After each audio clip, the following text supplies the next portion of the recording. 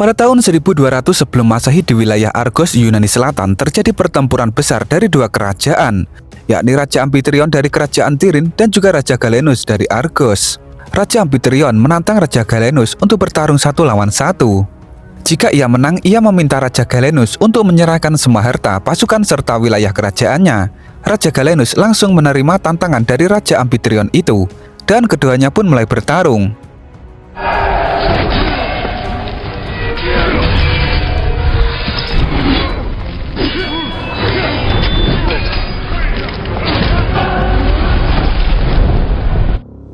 Dan benar saja, Raja Amphitryon berhasil menang sehingga bisa merebut kerajaan dari Raja Galenus.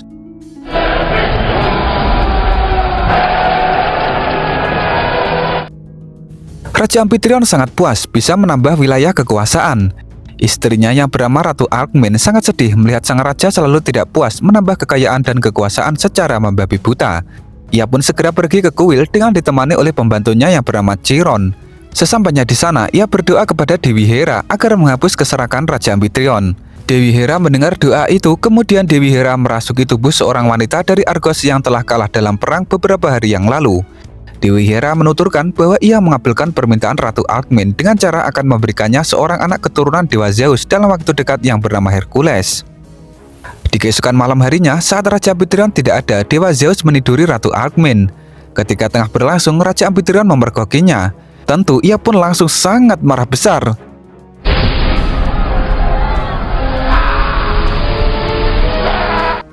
Lalu ketika bayi itu lahir, Raja Amphitryon menamainya sebagai Alcides. Raja Amphitryon tidak menganggap Alcides sebagai anaknya. 20 tahun telah berlalu dan kini Hercules telah tumbuh dewasa. Di siang hari itu, ia bermain dengan seorang putri cantik dari kerajaan Kreta yang bernama Hebe dengan menunggangi kuda. Mereka berdua pergi bermain dengan mengunjungi sebuah sungai yang jernih. Hercules benar-benar mencintai putri itu.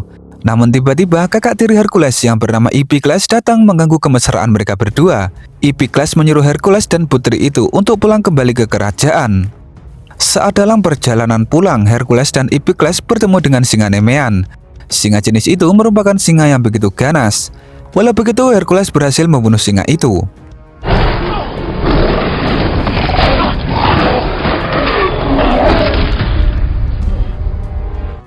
Lalu saat sampai di kerajaan, Iphikles malah memberitahukan kepada semua orang yang ada di kerajaan bahwa ialah yang telah mengalahkan singa Nemean itu. Semua orang yang ada di kerajaan jadi menganggap Iphikles lebih hebat dari Hercules. Kebetulan di sana sedang ada Raja Talas dari kerajaan Kreta bersama dengan putrinya dan juga para prajuritnya. Sebagai bentuk rasa persaudaraan dengan Raja Kreta, Raja Amphitryon mengumumkan dirinya berniat menjodohkan putranya Iphikles dengan putri Hebe. Pengumuman itu langsung disambut meriah oleh kedua pihak kerajaan. Namun Hebe tidak setuju dengan hal itu karena ia hanya mencintai Hercules. Ia pun langsung dengan bergegas pergi kabur dari kerajaan itu dengan menunggangi kuda. Melihat hal itu, Hercules langsung berusaha mengejarnya. Keesokan harinya, kerajaan Tirin dan Kreta memburu putri Hebe dan Hercules. Mereka mengarahkan prajurit yang jumlahnya cukup banyak. Alcides dan putri Hebe tak menyangka perjalanan mereka sedari malam bisa dikejar. Mereka berdua pun segera menambah kecepatan menunggangi kuda mereka. Saat para prajurit kerajaan mulai dekat dengan mereka, Hercules segera memberikan perlawanan. Namun putri Hebe berhasil terpojok hingga akhirnya ia terjatuh pada sungai yang cukup dalam. Melihat hal itu, Hercules segera menolongnya. Dan tak lama kemudian mereka berdua berhasil ditangkap lalu dibawa kembali ke kerajaan. Melihat tingkah Hercules yang berusaha kabur membawa putri Hebe membuat Raja Amphitryon sangat geram. Untuk itu Raja Amphitryon menjatuhi hukuman kepada Hercules untuk pergi berperang melawan musuh yang ada di daerah Heliopolis yang terletak di utara delta sungai Nil Mesir. Iphikles menyumpahi Hercules agar mati dalam peperangan itu nanti. Putri Alkmene sangat khawatir kepada Hercules. Ia hanya bisa mendoakan supaya Hercules bisa menang pada perang yang akan dijalaninya. Walau begitu, Putri Alkmene yakin Hercules merupakan prajurit yang tangguh. Lalu di hari itu, akhirnya Putri Alkmene ingin memberitahukan suatu kebenaran kepada Hercules, bahwa sebenarnya ia adalah anak titisan Dewa Zeus yang bernama Hercules. Mendengar perkataan itu, Hercules tentu langsung sangat kaget. Ia baru tahu bahwa dirinya merupakan beneran anak dari Dewa Zeus. Keesokan harinya Hercules mulai berangkat dengan hanya membawa beberapa pasukan prajurit kerajaan. Hercules berpamitan kepada putri Hebe agar senantiasa setia menunggunya pulang. Lalu Hercules bersama pasukannya itu mulai berangkat ke sana. Dalam tugasnya itu Hercules ditemani seorang jenderal perang kerajaan yang cukup tangguh yang bernama Sotiris. Setibanya di sana, sebagian mereka beristirahat sebentar, sedangkan sebagian yang lainnya maju ke wilayah musuh.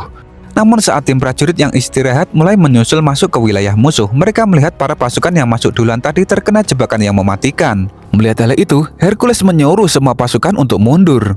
Namun sayangnya hal itu tidak dibiarkan oleh musuh. Para musuh itu mulai mengepung Hercules bersama para pasukannya. Lalu para musuh-musuh itu mulai maju melawan Hercules bersama para prajuritnya.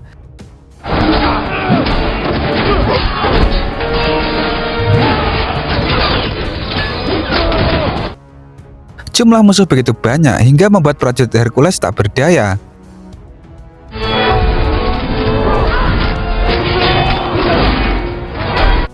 Hingga akhirnya semua prajurit Hercules terbunuh satu persatu. Kini yang tersisa tinggal Hercules dengan Sotiris. Dan tak lama kemudian keduanya pun terpojok. Saat mereka berdua terpojok itu, mereka baru menyadari bahwa ternyata musuh itu tak lain lagi adalah bawahan Raja Amphitryon yang bernama Tarak. Ia diperintah Raja Amphitryon untuk membunuh Hercules. Walau begitu, ternyata Tarak belum mengetahui dengan pasti wajah Hercules. Sehingga kesempatan itu dimanfaatkan Sotiris untuk membohonginya dengan mengatakan bahwa Hercules telah mati terkena panah di bagian tengah gua itu. Mengetahui hal itu, Tarak jadi mempertimbangkan kepada Sotiris dan Hercules untuk menjadikannya mereka berdua sebagai budak. Tarak menawarkan kebebasan kepada mereka berdua dengan syarat mau dijual ke kerajaan asing.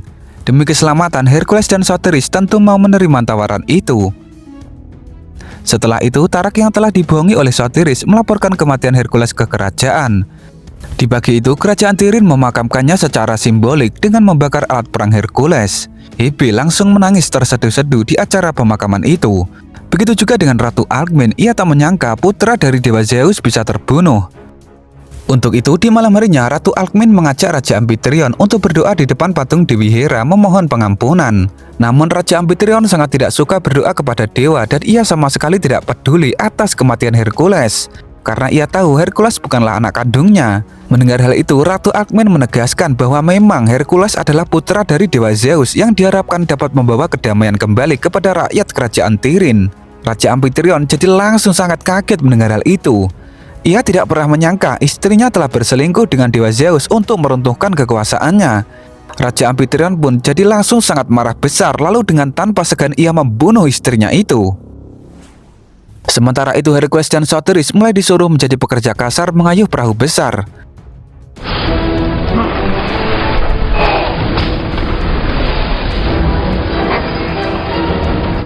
Setelah itu mereka dikirim ke sebuah turnamen adu panco berhadiah. Mereka berdua disuruh untuk melawan musuh yang kuat di dalam ring turnamen itu.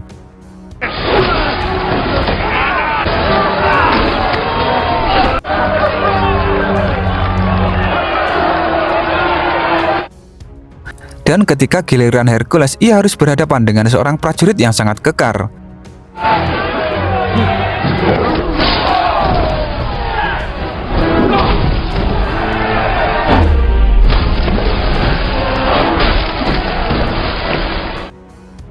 Untungnya Hercules dapat segera mengalahkannya. Bos Hercules dan Sotiris sangat senang karena ia mendapat hadiah yang besar atas kemenangan itu. Untuk memanfaatkan situasi, Hercules dan Sotiris mencoba untuk menawarkan pertarungan yang lebih besar hadiahnya, yakni bertempur melawan kerajaan Tirin. Hercules dan Sotiris mencoba memanfaatkan prajurit dari bos mereka berdua. Bos mereka tertarik dengan ajakan mereka berdua. Namun sebelum itu, bos itu menyuruh Hercules dan Sotiris untuk melakukan pertarungan final melawan petarung terakhir, yakni si wajah separuh dan Humbaba.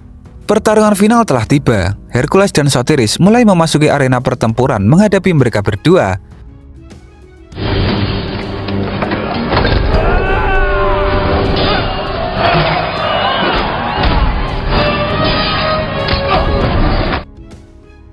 Si wajah separuh dan Humbaba tampak mendominasi pertarungan sehingga membuat Hercules dan Sotiris hanya bisa terus bertahan menahan setiap serangan mereka berdua.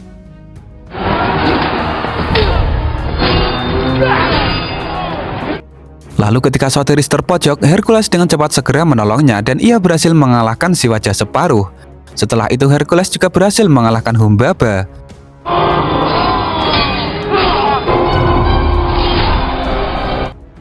Semua penonton rakyat Yunani langsung menyoraki nama Hercules. Kini semua penonton rakyat Yunani telah mengetahui bahwa desas-desus kabar burung identitas asli Hercules yang merupakan titisan dewa Zeus adalah benar. Setelah itu bos mereka meminta Hercules dan Sotiris untuk bertarung di turnamen Olympus di Yunani. Karena Sotiris masih dalam keadaan cedera sehabis pertarungan tadi, Hercules meminta kepada bosnya itu untuk mengistirahatkan Sotiris dulu. Hercules berniat melawan musuh dalam turnamen Olympus dengan seorang diri. Lalu Sotiris menyempatkan diri untuk pergi ke kerajaan Tirin. Di sana ia memberitahukan kepada Chiron mengenai kebenaran bahwa Hercules masih hidup dan kini ia sangat terkenal di negeri Yunani karena kekuatan bertarungnya. Setelah itu Sotiris mengajak Chiron untuk bertemu dengan Hercules. Sementara itu di arena turnamen Olympus telah dihadiri begitu banyak penonton.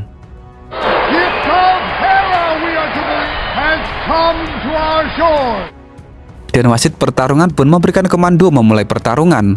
Hercules mulai memasuki pertarungan. Kali ini ia akan menghadapi 6 musuh petarung yang hebat. Dan tak lama kemudian Hercules langsung berlari maju melawan para musuh-musuh itu.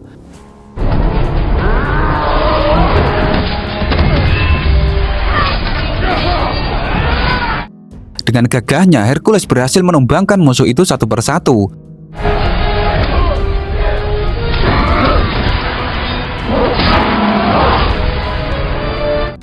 Dan akhirnya Hercules berhasil mengalahkan semua musuh itu.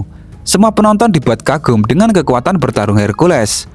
Mereka semua pun langsung menyoraki nama Hercules berkali-kali. Kini Hercules telah menjadi seorang petarung yang tersohor di daerah Yunani. Setelah pertarungan itu, Sotiris bersama Chiron dan seorang prajurit kerajaan Tirin mempertemukannya dengan Hercules. Hercules langsung menanyakan kepada Chiron mengenai kabar kekasihnya yakni Hebe. Chiron menuturkan kepada Hercules untuk tidak perlu khawatir mengenai kabar kekasihnya itu. Akan tetapi ia memberitahukan kabar duka kepada Hercules bahwa ibunya telah mati karena dibunuh oleh Raja Amphitryon. Ditambah lagi keadaan kerajaan Tirin kini semakin kacau. Pasalnya Raja Amphitryon memerintahkan prajuritnya untuk memeras harta para rakyat untuk ia gunakan membeli prajurit dari kerajaan lain. Raja Amphitryon terus berambisi menambah kekuatan prajurit perangnya dengan mengorbankan harta rakyat. Mendengar hal itu, Hercules langsung murung dan sangat sedih. Sotiris mencoba menyemangati Hercules agar tidak berdiam diri. Sotiris beserta prajurit bawahannya siap menjadi prajurit Hercules untuk memerangi kezaliman ayahnya. Hercules pun jadi percaya diri, kemudian ia bersama Sotiris dan prajurit lainnya mulai pergi ke kerajaan Tirin untuk melakukan kudeta kekuasaan ayah tirinya itu. Saat tiba di perkampungan kerajaan Tirin, Hercules dan kawan-kawan melihat beberapa rakyat sedang diperas oleh prajurit ayahnya. Ia pun segera memberi pelajaran kepada prajurit-prajurit itu. Rakyat kerajaan Tirin senang bisa bertemu dengan Hercules. Lalu mulai saat itu, Hercules mengajak para rakyat Tirin untuk berjuang bersama melawan pemerintahan kerajaan. Para prajurit yang diberikan pelajaran tadi jadi melapor kepada Raja Amphitryon. Raja Amphitryon kaget mengetahui bahwa ternyata Hercules dan Sotiris masih hidup. Raja Amphitryon mulai berniat mengajak sekutunya dari wilayah Mesir, Jerman, dan Afrika untuk melawan Hercules beserta pasukannya. Sementara itu, Sotiris mengajak Hercules ke sebuah rumah kuno. Di sana Sotiris mempertemukan Hercules dengan seorang wanita dari kerajaan Argos. Wanita itu memberikan nasihat kepada Hercules untuk selalu percaya kepada ayahnya yakni Dewa Zeus. Wanita itu percaya Hercules dapat meruntuhkan kekuasaan Raja Amphitryon untuk membawa kedamaian kembali kepada rakyat Tirin seperti dahulu kala. Dan di malam harinya, Iphikles mendatangi Hebe yang sedang tidur di kamarnya. Sontak Hebe kaget dan langsung terbangun dari tidurnya. Di malam itu Iphikles mengancam Hebe untuk menikahinya atau jika tidak maka ia akan membunuhnya. Hebe pun langsung jadi dilema. Untuk itu di malam itu ia berniat melakukan bunuh diri dengan menjatuhkan tubuhnya dari atap kerajaan. Untungnya Chiron datang di waktu yang tepat untuk mencegahnya. Chiron menasihati Hebe untuk tidak menyerah dalam menjalani hidup karena ia telah membawa kabar gembira. Chiron memberitahu Hebe bahwa Hercules masih hidup. Hebe langsung kaget mendengarnya. Dan seketika kesedihan Hebe langsung hilang. Keesokan paginya, Chiron menyuruh Hebe menemui Hercules di danau tempat biasa mereka berdua berkencan. Hebe masih tak menyangka Hercules masih hidup. Ia pun sangat gembira, kemudian ia segera memeluk Hercules. Sementara itu, Raja Amphitryon memarahi Tarak beserta para pasukannya karena tidak becus menyelesaikan misi untuk membunuh Hercules di waktu pengasingan. Tarak meminta maaf dan berjanji akan menebus kesalahannya dengan segera menangkap Hercules kembali. Tarak, Iphikles bersama para pasukannya pun mulai berangkat mencari Hercules. Mereka mulai melakukan pencarian terhadap Sotiris dulu. Setelah menemukannya, mereka memaksanya untuk menunjukkan keberadaan Hercules dengan ancaman pembunuhan kepada anaknya. Sotiris pun jadi tak berdaya dan dengan berat hati menunjukkan tempat keberadaan Hercules. Setelah berhasil menemukannya, Epikles beserta para pasukannya segera membawa Hercules ke halaman luas untuk dilihat oleh para rakyat kerajaan Tirin. Epikles memborgol tangan Hercules lalu menyiksanya dengan pecutan. Raja Amphitryon yang ada di sana mulai memprovokasi para warga untuk tidak lagi percaya kepada Hercules. Raja Amphitryon melakukan hal itu agar Hercules dan para rakyatnya tidak melakukan pemberontakan terhadap kekuasaannya. Para warga pun jadi langsung mulai putus asa melihat Hercules yang saat ini tak berdaya dengan siksaan pecutan. Kemudian Raja Amphitryon menyuruh Epikles untuk membunuh pelopor pengkhianat kekuasaannya, yakni Chiron dan Sotiris. Chiron menuturkan bahwa ia tidak menyesal telah membela Hercules, sang putra dewa Zeus. Hercules memohon kepada Epikles untuk tidak membunuhnya. Namun karena Epikles muak mendengar perkataan Chiron yang selalu patuh terhadap dewa, ia pun langsung membunuhnya. Lalu setelah itu giliran Epikles bersiap untuk membunuh Sotiris. Di momen itu Hercules mulai berharap kepada dewa Zeus untuk meminta pertolongannya. Seketika langit pun langsung berubah. Dari langit dewa Zeus memberikan kekuatan kepada Hercules. Lalu dengan sekuat tenaga Hercules berusaha keras melepaskan ikatan borgolnya. Raja Amphitryon dan Epikles langsung lari dari sana dan menyuruh semua bawahannya untuk membunuh Hercules. Hercules pun dengan gagah menumbangkan para bawahan Raja Amphitryon itu.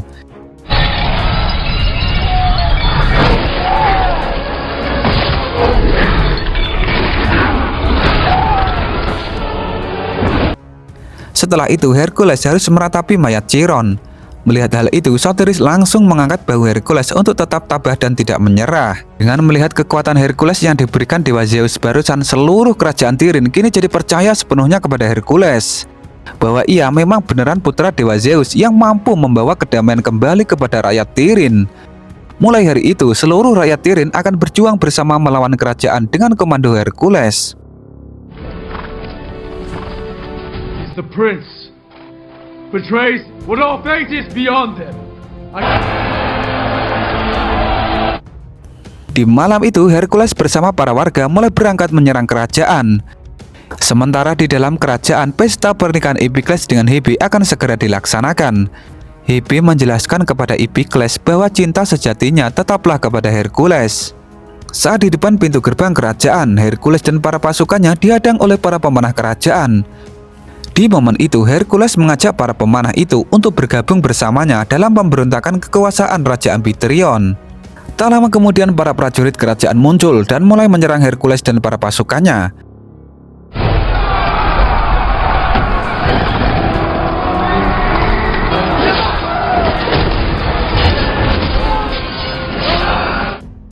Tiba-tiba para pemanah itu mulai percaya kepada Hercules dan mereka pun mulai membantu Hercules dengan memanahi teman-teman mereka sendiri. Kini pasukan Hercules telah bertambah. Hercules dan para pasukannya itu pun mulai masuk ke dalam halaman depan kerajaan. Hercules berteriak memanggil Raja Amphitryon untuk menantangnya bertarung 1 lawan 1. Raja Amphitryon menuturkan bahwa ia tidak berminat untuk duel 1 lawan 1. Ternyata Raja Amphitryon telah mempersiapkan jebakan api di halaman kerajaannya. Raja Amphitryon segera memanggil Tarak bersama seluruh pasukannya untuk menyerang Hercules. Hercules segera meminta bantuan lagi kepada dewa Zeus untuk memberikan kekuatannya lagi. Awan langit pun langsung bergemuruh lantang mengeluarkan kekuatan petir menuju ke pedang Hercules. Lalu dengan kekuatan petir itu, Hercules menyambungkan pedangnya ke arah Tarak beserta semua pasukannya.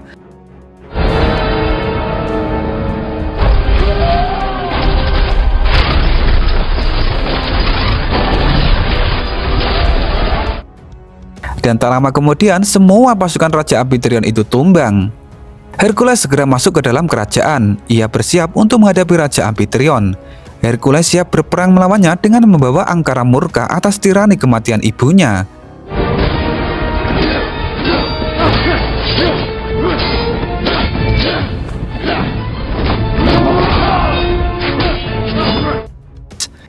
Kemampuan Raja Amphitryon yang dijuluki sebagai pembunuh para raja sudah tidak diragukan lagi kehebatannya, sehingga Hercules cukup kesulitan untuk menghadapinya. Walau begitu, akhirnya Hercules dapat memojokkan Raja Amphitryon dan menyanderanya dengan senjata kapaknya. Namun tiba-tiba Epikles muncul dalam keadaan menyandera Hebe dengan sebuah pisau. Epikles menyuruh Hercules untuk melepaskan ayahnya, atau jika tidak, ia akan membunuh Hebe. Hebe menyuruh Hercules untuk tidak usah menghiraukannya, dan tiba-tiba ia memberanikan diri mengorbankan nyawanya dengan menusukkan pisau Epikles ke dadanya sampai tembus ke badan Epikles. Hercules benar-benar sangat kaget dengan pengorbanan Hebe itu. Dan melihat kesempatan itu, Raja Amphitryon segera mengambil senjata perang kemudian melawan Hercules lagi. Hercules yang kini naik darah akhirnya bisa menjatuhkan Raja Amphitryon. Kemudian ia dengan segera membunuhnya dengan pisau belati milik Raja Amphitryon yang telah digunakan untuk membunuh ibunya. Setelah itu Hercules segera mendekati Hebe untuk menolongnya. Saat didekati, Hebe menuturkan bahwa ia akan selalu takut jika tidak bersama Hercules. Ternyata nyawa Hebe masih bisa diselamatkan. Esok pagi telah tiba, kini keadaan rakyat kerajaan Tirin telah kembali seperti dulu. Hercules menjadi raja di kerajaan Tirin, dan ia dianugerahi seorang anak dari hasil pernikahannya dengan putri Hebe.